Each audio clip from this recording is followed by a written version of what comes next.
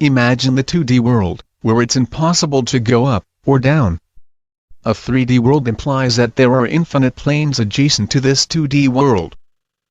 A 3D entity can see across a multitude of 2D planes, and move up and down with ease.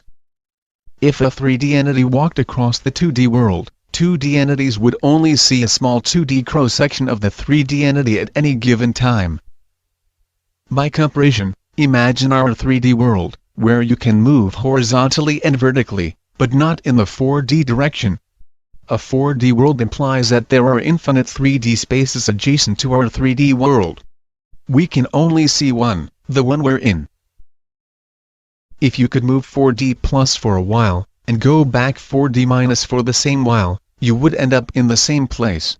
You didn't go up, down, left, right, forward, or backwards, you went across. To make it easier to understand, imagine you went across several 3D rooms similar to yours, but each of them is actually a different 3D space. A 4D entity is able to see across a multitude of 3D spaces, and move 4D plus and 4D minus with ease. In our example, a 4D entity could be in your room, sitting in the exact spot you are right now, but in a certain 4D plus distance.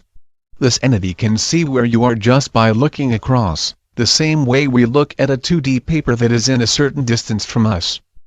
A 4D entity has a body spread across multiple adjacent 3D spaces. If a 4D entity would stop by your room, you would only see a small 3D cross-section of the entity. As the entity walked across your room, the 3D cross-section would keep changing until it completely passes through our space. Imagine a 4D object. Let's say a 3D cross-section of this object is a cube, that you can rotate and view all sides.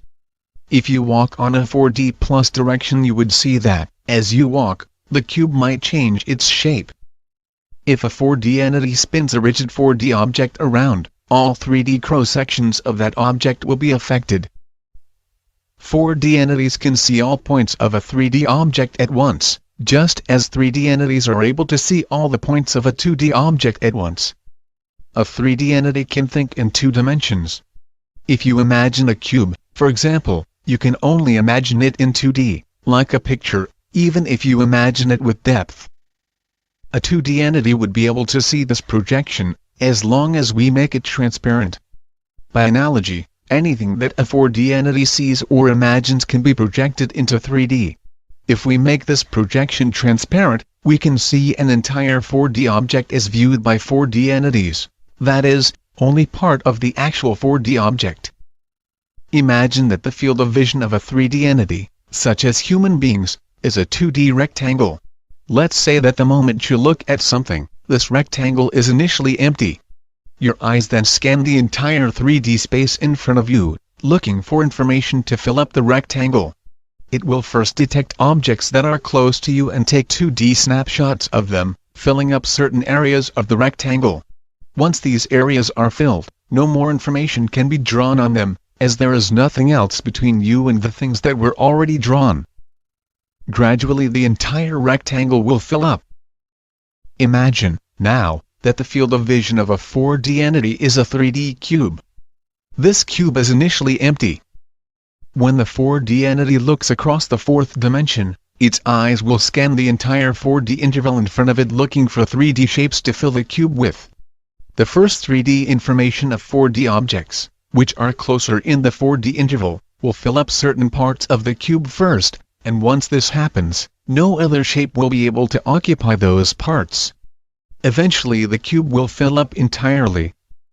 3D entities can paint only in 2D. We can take a piece of paper and draw any 2D form we want. However, we cannot draw real 3D shapes that can be rotated, using only a pencil. By analogy, 4D entities can paint only in 3D. A 4D entity would draw by pressing a pen-like device against a 4D object, or a 4D canvas.